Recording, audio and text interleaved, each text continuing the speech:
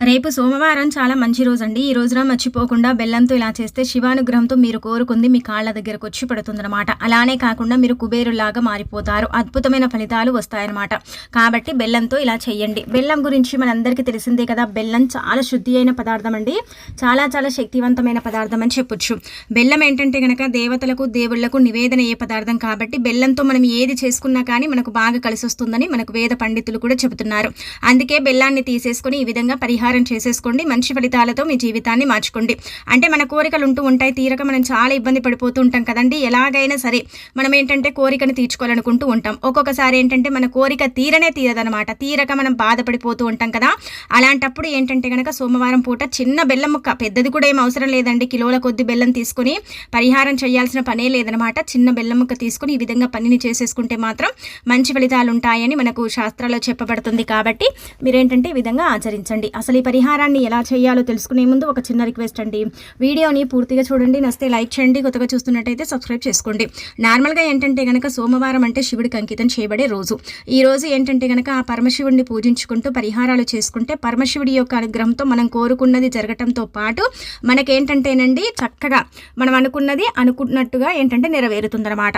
మన మానవ జీవితంలో మనకు ఎన్నో కోరికలు ఉంటూ ఉంటాయి. ఆ కోరికల వల్ల ఏంటంటే మనం చాలా సఫర్ అయిపోతూ ఉంటాం. కొంతమందికి ఉద్యోగ కోరికలు ఉంటాయి, కొంతమందికి ఏంటంటే కనుక వివాహం జరగాలని, కొంతమందికి సంతానం కలగాలని, ఇలా కొంతమందికి అప్పులు తీరిపోవాలని, ఇలా కోరికలు అనేవి ఉంటూ ఉంటాయి. ఏదైనా సరే వాహనం కొనాలి, వస్తువు కొనాలి. ఇక మనం చూసుకున్నట్టయితే మానవుడికి ఏంటంటే కనుక అతీతిగా ఏంటంటే చాలా కోరికలు ఉంటూనే ఉంటాయి. అవి తీరవు. కొంతమందికి తొందరగా తీరిపోతాయి, కొంతమందికి ఏంటంటే కనుక కోరికలు తీరనప్పుడు మనం ఏమనుకుంటాం, భగవంతుడు అస్సలు కూడా మమ్మల్ని అంటే ఇష్టపడడు, మా కోరికను తీర్చడు అని మనం ఏంటంటే కొంచెం డిసప్పాయింట్ అయిపోతాం కదా. అలాంటప్పుడు మీరు ఈ పనిని సోమవారం చేయండి. ముఖ్యంగా సోమవారం రోజున ఉదయాన్నే లేచి శుచిగా స్నాన కార్యక్రమాలు చేసుకొని ఇంటిని వాకిలిని శుభ్రం చేసుకొని మీరు పూజ గదిలో ఏంటంటే కనుకనండి శివపార్వతుల పటం ముందు దీపారాధన చేసి ఆ తర్వాత ఈ పనిని కనుక మీరు చేసుకున్నట్టయితే మంచి ఫలితాలు ఉంటాయన్నమాట. మీకు అంతా కూడా మంచి జరగడంతో పాటు చాలా మంచి రిజల్ట్ అయితే మీరు చూస్తారు. బెల్లం గురించి మనం ఎంత చెప్పుకున్నా తక్కువే అండి. బెల్లం శాస్త్రాల్లో ఏంటంటే కనుక ది బెస్ట్ పదార్థంగా పరిగణించబడుతుంది. ఏ నైవేద్యం పెట్టినా భగవంతుడికి నివేదన అవుతుందో లేదో తెలియదు, కానీ బెల్లం మాత్రం ఖచ్చితంగా నివేదన అవుతుందని పురాణాలే చెబుతున్నాయన్నమాట. పురాణాల ప్రకారం ఏంటంటే కనుక బెల్లం అత్యంత శక్తివంతమైనది కాబట్టి బెల్లంతో చేసుకునే పరిహారాలు కూడా అంతే పవిత్రతను కలిగి ఉంటాయి. బెల్లం ఏంటంటే కనుక భగవంతుడికి అంటే అంకితం చేయబడేది కాబట్టి బెల్లాన్ని తీసేసుకుని పనిని చేసేసుకోవటం వల్ల అయితే మంచి రిజల్ట్ని చూడగలుగుతాము. కోరికలు తీర్చుకోవటమే కాదు, మనకుండే కష్టాలను కూడా మనం ఏంటంటే కనుక తొలగించుకోవటానికి ఈ బెల్లం పరిహారం అనేది చక్కగా పనిచేస్తుందని చెప్పడం జరుగుతుందన్నమాట. అందుకే మీరు ఈ విధంగా బెల్లం తీసుకోండి. నార్మల్గా అందరి ఇళ్లలో బెల్లం ఉంటుంది. దీనికోసం మీరేం పెద్దగా ఖర్చు పెట్టాల్సిన అవసరం కూడా లేదనమాట. అలాంటప్పుడు ఏంటంటే కనుక మీ ఇంట్లో ఉండే బెల్లాన్నే తీసుకోండి. ఇక్కడ గుర్తుపెట్టుకోండి, కేవలం కోరికల పరంగానే మనం చెప్పలేం. ఏ సమస్య పరంగానైనా సరే యాజ్ ఇట్ ఈస్గా ఇప్పుడు చెప్పే విధంగా పరిహారం చేసుకుంటే సరిపోతుందన్నమాట. అలానే చేసుకోవటం వల్ల ఏంటంటే ఫలితం కూడా వస్తుందని చెప్పొచ్చు. కాబట్టి ఈ విధంగా మీరు ప్రయత్నించుకోండి. మీరేంటంటే ముందుగా ఏం చేయండి అంటే కనుకనండి మీ ఇంట్లో ఉండేదైనా పర్వాలేదు, బెల్లం తీసుకోండి. లేదండి అనుకుంటే బెల్లం ఇంటికి కొని తెచ్చుకోండి. బెల్లం ఏ రోజు తెచ్చుకున్నా, ఏ తిథి రోజు తెచ్చుకున్నా మనకైతే బంగారం ఇంటికి తెచ్చుకున్నట్టే. బెల్లం బంగారంతో సమానమైనది అని పరిగణిస్తూ ఉంటారు. బెల్లం భగవంతుడి అంటే రూపంగా కూడా భావిస్తూ ఉంటారు. బెల్లం భగవంతుడికి నివేదన చెయ్యబడేది అని కూడా చెప్తూ ఉంటారు. కాబట్టి ఇలా బెల్లం ముక్కని తెచ్చుకోండి. చిన్న అంగుళం ముక్క అండి, మరి పెద్దదేం తీసుకోకండి. అలా తీసేసుకున్న తర్వాత మీరు ఏం చేయండి అంటే కనుక మీరు దీపం పెట్టుకోండి.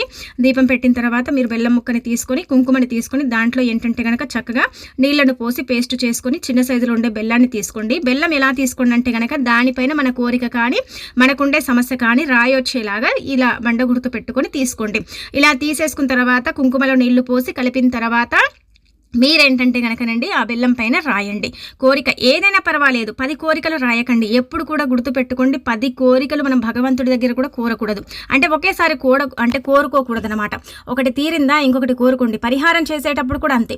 ఇప్పుడు మీకు 10 కోరికలు ఉన్నాయనుకోండి, అందులో నుంచి 2 కోరికలు మాత్రమే మీకు ఇంపార్టెంట్. ఆ కోరికలు ఖచ్చితంగా తీరాలి, ఆ కోరికలు నెరవేరాలండి.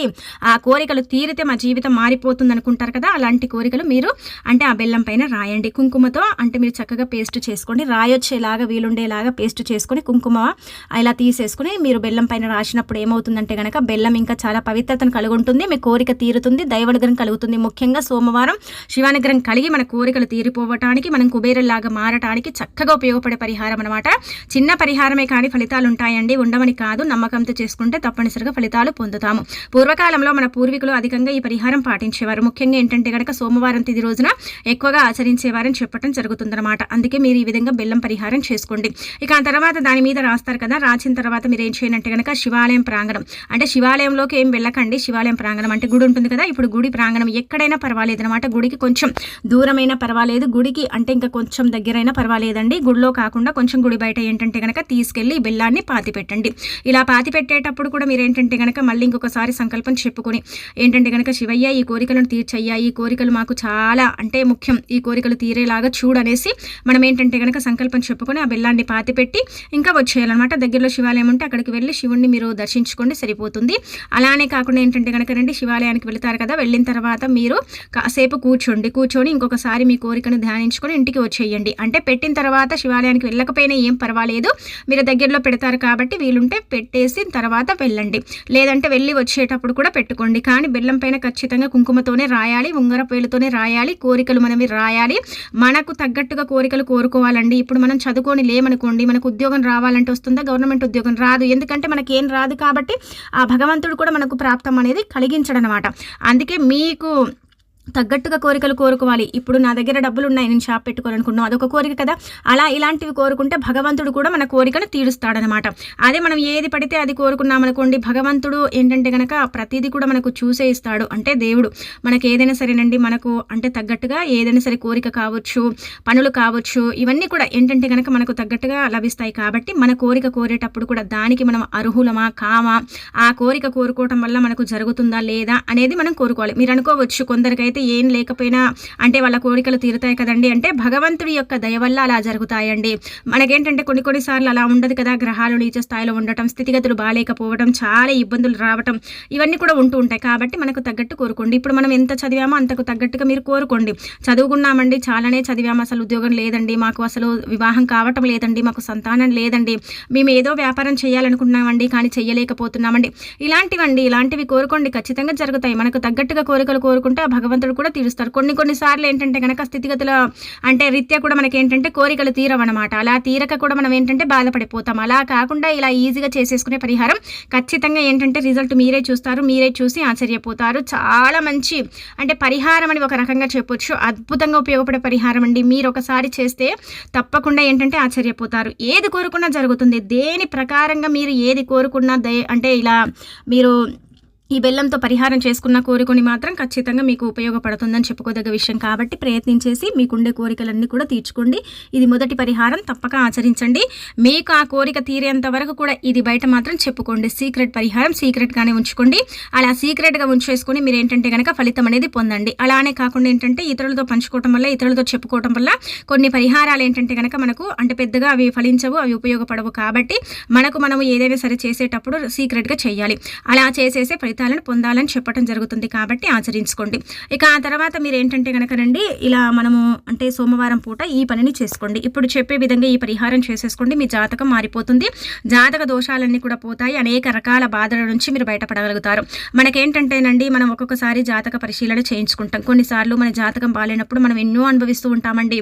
అంటే మన మీద నిందలు పడుతూ ఉంటాయి, అలానే కాకుండా అపండాలు ఇలాంటివి పడుతూ ఉంటాయి, మనకు ఉద్యోగం ఉన్నా పోతుంది, చాలా జీవితంలో కష్టాలు ఎదుర్కొంటాం, మన చేతుల ద్వారా మనం ఏ పని చేసుకున్నా కానీ మనకైతే కలిసి రాదు, ఇబ్బందులు అనేవి వస్తూ ఉంటాయి, ఇబ్బందులు అనేవి క్రియేట్ అవుతూ ఉంటాయి, ఏం చేయాలో కూడా మనకు అర్థం కాదు కదా. అలాంటప్పుడు మనం ఏంటంటే కనుకనండి జాతక పరిశీలన చేయించుకుంటాం. చేసినప్పుడు కూడా ఏంటంటే కనుక మన తలరాత బాగుండదు, గ్రహాలు మనకు అనుకూలించవు, స్థితిగతులు బాగుండవు, రాహుకేతు ప్రభావాలు, కుజదోషాలు, సర్పదోషాలు, అలానే కాకుండా దేవుడి యొక్క అనుగ్రహం లేకపోవటం, ఇవన్నీ కూడా సర్వసాధారణంగా మన జీవితంలో ఉంటూ ఉంటాయి. ఇవి ఉన్నప్పుడు ఏంటంటే కనుక మనం చాలా ఇబ్బంది పడిపోతుంటాం, బాధపడిపోతూ ఉంటాం. మా దగ్గర అంత స్తోమత లేదు, మేము రాళ్ళు రత్నాలు ధరించలేము, అసలు ధరించేంత అంటే స్తోమత కూడా మాది కాదు, అంత సిచ్యువేషన్ కూడా మాకు లేదు అని మనం ఏంటంటే బాధపడిపోతూ ఉంటాం. ఎవరికైతే జాతక దోషాలు ఉన్నాయో, ఎవరికైతే జాతక సమస్యలు ఉన్నాయో, గ్రహాలు నీచ స్థాయిలో ఉండి స్థితిగతులు బాలేక ఇబ్బంది పడి దైవానుగ్రహం లేక బాధపడుతున్నారో అలాంటి వాళ్ళకి ఏంటంటే కనుక ఇప్పుడు చెప్పే ఈ పరిహారం పర్ఫెక్ట్గా పనిచేస్తుంది, మంచి రిజల్ట్ని తెచ్చిపెడుతుంది అనమాట. ఈ పరిహారానికి పెద్దగా కావాల్సింది ఏమీ లేదండి, చాలా చిన్న పరిహారం, ఫలితం మీరు చూస్తారు. కానీ ఒక్క వారం చేయండి, మీకు ఫలితం వస్తుందని కాదు, కొంచెం సమయం పడుతుందండి. ఒక్క వారంలోనే మనం ఏంటంటే ఫలితాన్ని అయితే పొందలేము. ఇది మాత్రం మీరు గుర్తుపెట్టుకోండి. పెట్టుకోండి.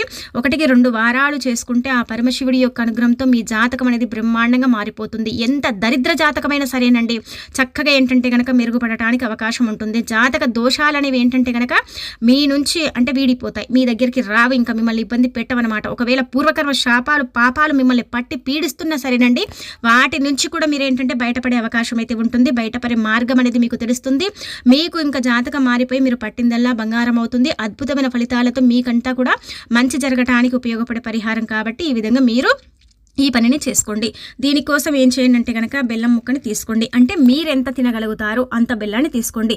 లేదు మా ఇంట్లో అందరికీ ఉన్న ఈ సమస్యలు అంటే కనుక కొంచెం ఎక్కువగా తీసుకోండి. ఎవరెవరు తింటారో ముందే అడిగేసి తీసుకోండి. బెల్లం ముక్క చిన్న అంగుళం అయితే సరిపోతుంది, పెద్దగా ఏం తీసుకోవాల్సిన అవసరం లేదండి. ఇలా తీసేసుకున్న తర్వాత మీరు ఏం చేయండి అంటే కనుక ఆ బెల్లం పైన ఆవు నేతిని, ప్యూర్ ఆవు నేతి ఉంటుంది కదండి, మన ఇళ్ళల్లో కూడా ఉంటుందండి నెయ్యి, అలా ఆ నెయ్యిని పోసేయండి. మా దగ్గర ఆవు నెయ్యి లేదంటే కనుక ఈ పరిహారం చేయకండి. మనకైతే శాస్త్రాల్లో ఈ విధంగానే చెప్పబడుతుంది. బెల్లం పైన ఆవు నేతిని పోసేసి ఏంటంటే కనుక పరమశివుడి ముందు పెట్టుకోవాలంటే మనం పూజ చేసేటప్పుడు దీపం పెట్టేటప్పుడు ముందుగానే పెట్టాలి. అది నివేదన చేయాలి. చేసిన తర్వాత దాన్ని మనం స్వీకరించడం వల్ల ఏంటంటే గనక జాతక దోషాలు, జాతక సమస్యలు, అనేక రకాల ఇబ్బందులు, రాహుకేతు ప్రభావాలు, గ్రహాలు ఇలా ఏంటంటే గనక మనకు అనుకూలించక గ్రహ ప్రభావాలు సరిగ్గా లేక మనం బాధపడిపోవటం, ఇబ్బంది పడిపోవటం, ఇవన్నీ కూడా మనం చూస్తూ ఉంటాం కదా. అలాంటి వాటి నుంచి మనం బయటపడటానికి చక్కగా ఉపయోగపడే పరిహారం అనమాట. బెల్లం పైన ఆవునేతిని పోసినప్పుడు ఇంకా శుద్ధి అయిపోతుంది. ఆవు నెయ్యి ఏంటంటే గనక చాలా పవిత్రతను కలిగి ఉంటుంది. ఆవు నెయ్యి చాలా శుద్ధి అయినది అవుతుంది. కాబట్టి ఇలా ఆవు నెయ్యి తీసుకొని మనం బెల్లం పైన పోసినప్పుడు ఏంటంటే కనుక ఆ బెల్లంలో తెలియని ఒక శక్తి అనేది మనకేంటంటేనండి ప్రేరేపిస్తుంది అనమాట. అలా దాన్ని మనం తినటం వల్ల, దాన్ని మనం స్వీకరించడం వల్ల ఖచ్చితంగా దైవానుగ్రహం కలుగుతుంది. అలా మనం ముఖ్యంగా ఏంటంటే కనుక ఇది ప్రసాదంగా పెట్టి ఆ తర్వాత దాన్ని మనం స్వీకరిస్తున్నాం కాబట్టి చూడండి ఎంత మంచి రిజల్ట్ వస్తుందో. మీరే ఆశ్చర్యపోతారు, మీరే షాక్ అయిపోతారు. ఇంత మంచి రిజల్ట్ వచ్చిందా, ఇంతలాగా మాకు ఈ పరిహారం ఉపయోగపడిందా అన్నట్టుగా ఏంటంటే కనుక మీరే ఏంటంటే కనుక ఒక రకంగా చెప్పాలంటే ఆశ్చర్యానికి గురవుతారని కూడా చెప్పుకోదగ్గ విషయం. కాబట్టి రేపు అంటే సోమవారం పూట ఇది ప్రయత్నించండి. ఒకవేళ ఉదయం చేయలేదండి మరి సాయంత్రం చేసుకోవచ్చండి అంటే సాయంత్రం చేసుకోండి, ఏం కాదు. ఉదయం సాయంత్రం ఎప్పుడైనా చేయొచ్చు, కానీ బెల్లాన్ని తినాలి. ఆవునేతిని 2 చుక్కలు పోయండి. కొంతమందికి నెయ్యి అంటే ఇష్టం ఉండదు, కొంతమందికి ఇష్టం ఉంటుంది, కొంతమందికి తీపి పదార్థం ఇష్టం ఉండదు, కొంతమందికి ఇష్టం ఉంటుంది. కాబట్టి మీరు చిన్న ముక్క అయినా సరే తీసుకుంటే ఇలా ఈ విధంగా నెయ్యిని పోసేసి తీసుకోండి. సంకల్పం చెప్పుకోవాలి. జాతక దోషాలన్నీ కూడా పోయి మాకు మంచి జరగాలనేసి సంకల్పం చెప్పుకొని కాసేపు భగవంతుడి పటం ముందు అంటే శివపార్వతుల పటం ముందు పెట్టి ఆ తర్వాత దాన్ని స్వీకరించేటప్పుడు మా జాతకంలో ఉండే సమస్యలన్నీ కూడా పటాపంచలైపోవాలి, జాతకం బాగుండాలి, మా దరిద్ర జాతకం మెరుగుపడాలి అన్నట్టుగా ఏంటంటే సంకల్పం చెప్పేసుకొని తిన్నారనుకోండి, ఇక చూడండి ఎంతలా ఫలితం ఉంటుందంటే కనుక మీరే మీ కళ్ళతో చూసి ఆశ్చర్యపోవటం అనేది కూడా జరుగుతుందన్నమాట. చాలా అద్భుతంగా ఉపయోగపడే పరిహారం అండి. దీన్ని కూడా ఈ విధంగా మీరేంటంటే చేసేసి ఫలితం పొందండి. ఆ పరమశివుడి యొక్క అనుగ్రహం కలిగించుకోండి. 5 వారాలు కానీ 3 సోమవారాలు కానీ చేసుకోండి. ఇంకా మీ సుడి తిరిగిపోయి మీకు అంతా కూడా మంచి జరగడంతో పాటు అద్భుతాలనైతే మీరు చూడగలుగుతారని చెప్పు.